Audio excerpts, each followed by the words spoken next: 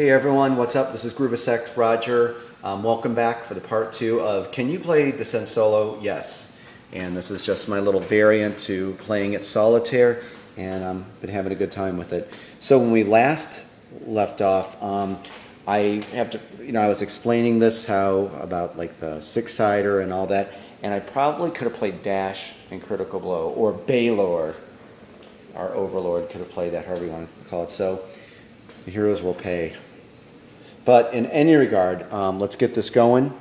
All the hero cards are reactivated and the heroes are going to go. So without further ado, I was thinking about this. I think I'm going to have Averick here attack this cave spider. Now he's got some specials, but they're more in the way of healing. And up here, this one right here, if a hero is within 3 spaces of Averick, he can, if he rolls a surge, he can recover 1 hit on all attack rolls. So for right now, really, he just can do a stun. So he's just going to try to outright kill this master spider, and he gets with his iron mace blue and yellow. Let's see what happens. And it's pretty good. Okay, that's a surge, and well, 2. Ain't that great. He has nothing he could add, so really all he can do right now is 2 damage to that, correct? That's it. So the cave spider, the master, rolls 1 gray die for defense, and he doesn't block any. Goes right through. So there is Averick's first turn. Let's put some hit markers on the master. Again, the master's on the bottom, and the minions are on top. Second action, going to do the same attack on that spider.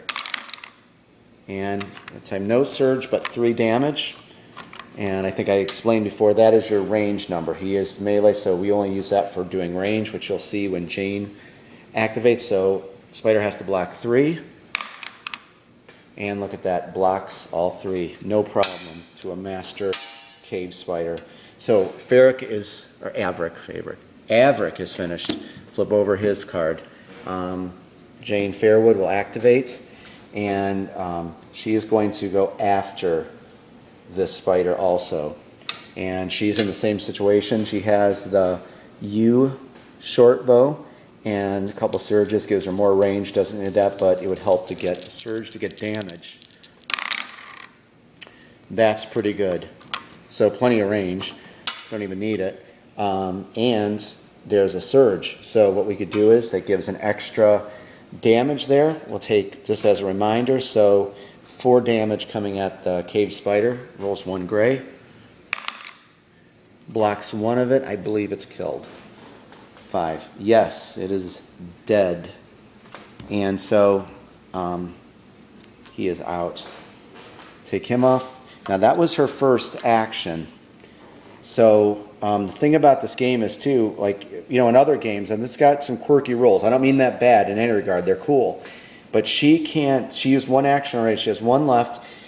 Your own figure is block line of sight. So you see that she has a shot at that 1 spider.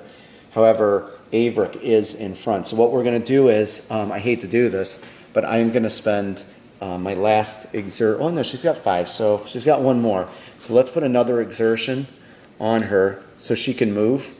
And I'm just going to move her down here. And remember, when you're doing line of sight in Descent, you're going to trace from the edge of her, of any of her boxes, and you want a clear line of sight. So she could trace right to there.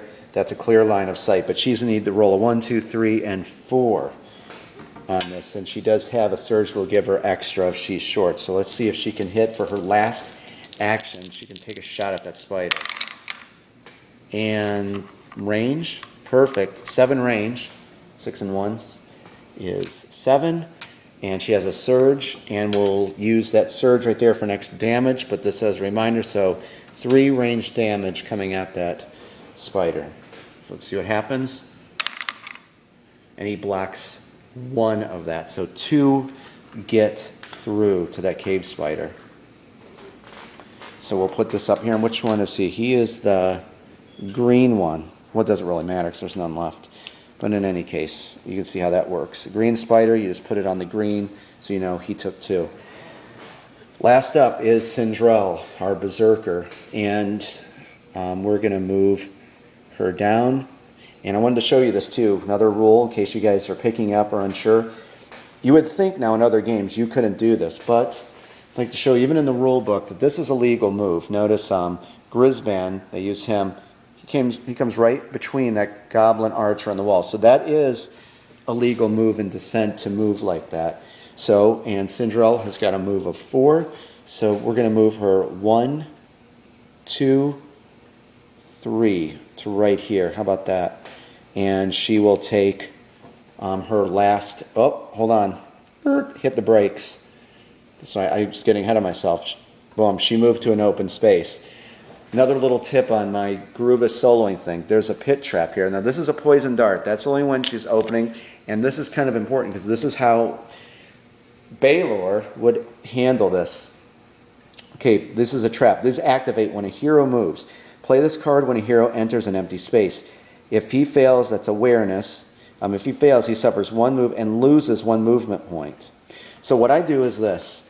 I would look at the situation, and this is a time-sensitive mission. You know, Splig has got to interrogate them and get out.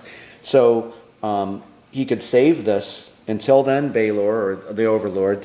So I'm not actually playing this side, or play it now. So what we're going to do is this. She had just moved. So let's roll a die, 6-sider, to see if Baylor, the AI, however you want to call it, would play this card. So let's say on a roll, you can come up with what you want, but let's say on a roll from 1 to 4, 1 to 4, he would not play this. On a roll 5 to 6, this pit trap is going to activate. So this is like a big one for traps that I came up with, and hopefully you like it. So 1 to 4, Cinderella will be safe on this move. 5 to 6, it will activate. She's safe. So that's one move. 2, now we're going to try that pit trap again to see if it would activate. 1 to 4, fine. 5 to 6 activates. So fine. And then my last move it, 3. And then we'll see if it activates now. And it does activate. So you see, that's how I handle soloing these traps. So let's see what's going to happen. So the trap has been activated. Now I have to test her awareness. Okay, so let's start by doing this. The awareness of Cinderella is 2. And how you test these little attribute tests is you grab a gray and a black.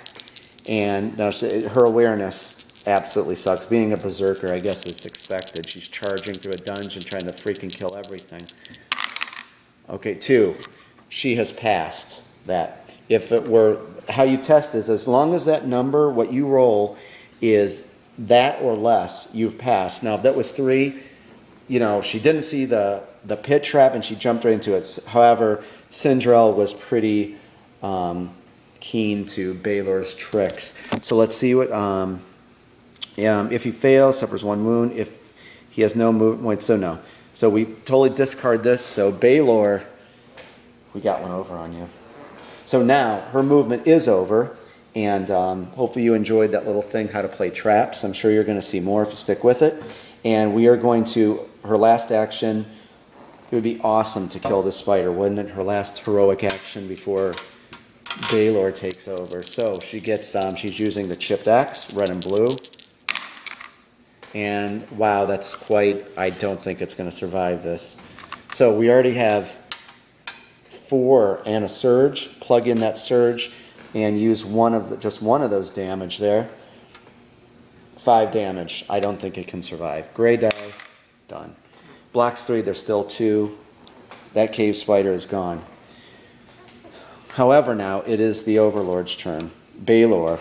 We've got to get into Baylor mode. So, first things first, the prime objective here is, of course, Splig is trying to interrogate.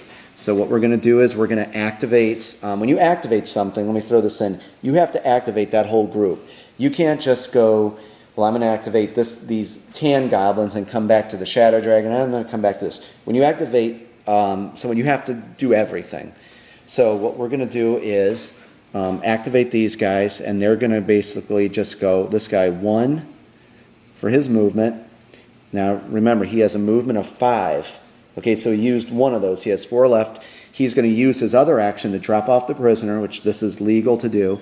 So he's dropped that off, and then 2, 3, 4, 5. Do you see how I did that? And he can't pick up that other prisoner because he already used his action. This one here is going to do the same. 1, drop off the prisoner for his other action, and then 2, 3, 4, 5. Next turn, they will definitely be able to pick up those last 2 remaining prisoners. And we're going to finish up the goblin, and we'll have Splig interrogate these guys. And you'll see how that works. So, you'll get to get a better view of the action over here. These guys are coming up, and we're going to say 1, use the action here to go open the door. So he used that, and he can continue his movement. So that was 1, then 2, 3. And I think that'd probably be some good strategy to leave him right there. And when there's clear line of sight, unload on those heroes. And then, of course, the master goblin archer is going to come up 1, 2, and 3. And I think a good strategy an overlord would use is to wait for line of sight and shoot on them. Now back to Splig. So here's how he interrogates. He has to test might. I believe I have to look at that. I'm 99% sure he has to test his might to interrogate. And we'll look together. Splig must test might while adjacent to the thing. Okay, so that's what he has to do. Splig's might is 4. As long as he gets a 4 or under, he is successfully interrogated, that prisoner, and we can flip it. Get that? So let's see. And he does. He gets to flip him, and it's a prisoner. So he just goes back. And then I believe he gets a second action, of course. That was his, he hasn't moved, he hasn't attacked. And so he comes over to this prisoner, and, or wait, can he only do, I believe he can only do it 1 at a time here. Splig, if he passes, the prisoner is successfully interrogated.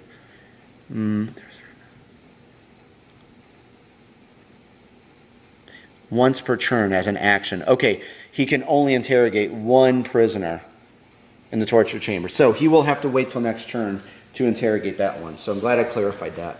So only 1 interrogation can be done. So Splig is done now. Next up would be the big guy. This is where this is going to get pretty heavy. The Shadow Dragon, these guys are really tough. And let me explain to you. I'm sure you would like to hear this. They have 9 hit points. They can do Fire Breath, and that basically is in a line of 4 spaces away. You draw a line, and it hits every creature, or every hero. And on a surge, you can do +2 damage. But what Shadow is, this is difficult to kill these guys. A hero adjacent to this monster that declares an attack must spend 1 surge to attack, or the attack is considered a miss. So the thing is, you have to get a surge to even hit this thing. They're very hard to take down. So, and you know what? We're going to do this. We forgot to flip that over. And I was supposed to play this at the beginning of the turn. I'm sorry. Play this card at the start of your turn. During this turn, each time a hero suffers any wounds, he also suffers 1 exertion. So I was supposed to play this at the beginning, but I will do that now. Sorry, I'm trying to keep up with this. And also, he is going to be probably using Critical Blow on this. So let's activate him first. So we're just going to basically go 1, 2, and Cinderella is faced with this Shadow Dragon, and of course he is going to attack.